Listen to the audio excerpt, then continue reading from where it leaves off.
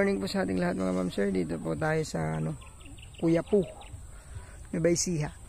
Tignan natin dito 1,000 square meter. Mahigit sabi ni Kap.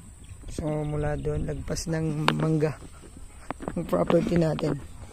So estimated frontage natin to, paikot kasi to mga 60 to 70 meters frontage. Yan, may nakabili dito. Hapon daw gagawing resort. Ayan yung property dito yung umpisa. Ganun po sa may poste. Ayun na rin po yung barangay road. Malapit po yung kuryente.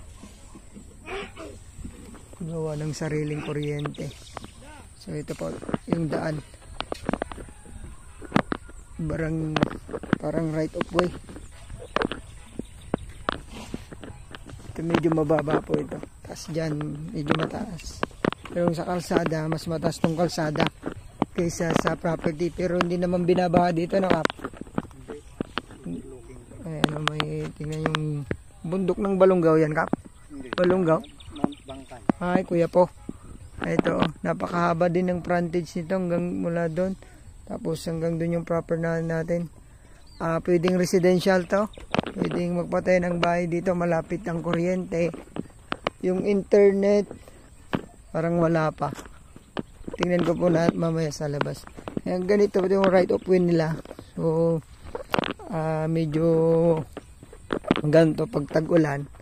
Pero pagka summer na, pero nakapasok naman po yung 4 wheels. Kasi yung mga sasakyan nila doon, yung nakabili dyan. Hapon yan, Kap. Ayan, hapon nakabili dyan. Nakapasok yung 4 wheels niya. Ito. Pero pwedeng pagtulungan to para masimento. Pero mas okay po to pagka i-donate no Kap, para may kasamang masimento. Pero binili kasi ni parang right of way nila yan sa loob maraming bahay sa loob. So yan, nakadikit yung property na to. Taniman lang talaga ng palay, pero pwede din gulay dito. Tapos may irigasyon po kasi dyan sa labas. Tingnan po natin paikot. Pero ayos naman yung price nito, 8,000 square meter. Hanggang dun yung property natin sa may So ikutin natin. Pwede din gumawa ng fish pan. Parang fish pan yun na maliit. Ito po. Tapos from cemented, sa barangay cemented road, lang, mga sabihin na natin nasa 50 meters lang. Ito po, galing tayo dun sa may mangga. So ayos din, mataas yung property. Yun, may balita na fish pan dyan, pwedeng palakihin. Maliit lang na fish pan na bakura. Ayan, hanggang dito na yung property natin.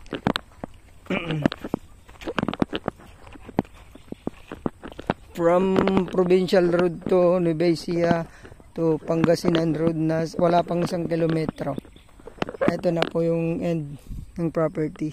No, Kap, dito na. Dito na. So pag ganyan po dyan. So mura lang po to. 1.4 Kap.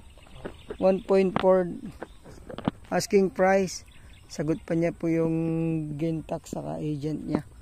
So yun, pag-usapan natin to. Tawagan niyo po ako sa aking number. Dadirect ko po kayo sa seller nito. Titled property po daw. Thank you. God bless po sa ating lahat.